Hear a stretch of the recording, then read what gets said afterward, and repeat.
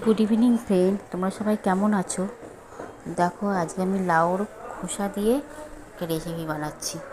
তোমরা দেখতে থাকো। লাউ খোসাটাকে জিরি জিরি করে কেটে নিয়েছি। এবার আমি রেসিপিটা বানাবো।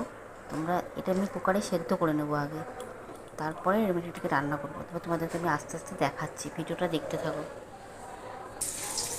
এই দেখো, আমার লাউটা সেদ্ধ হয়ে গেছে। এবার এখানে কালো জিরে লঙ্কা ফোড়ন দিয়েছি।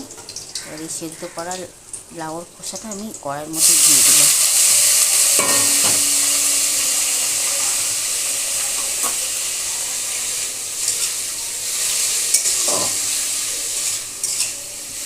একটু ভাজা ভাজা হোক, হলুদ আর একটু নুন সব দেবো।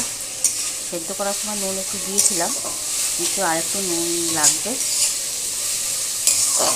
কিন্তু এমনভাবে আপনারা সেদ্ধ করবেন যাতে একদম যেন নরম হয়ে যায়।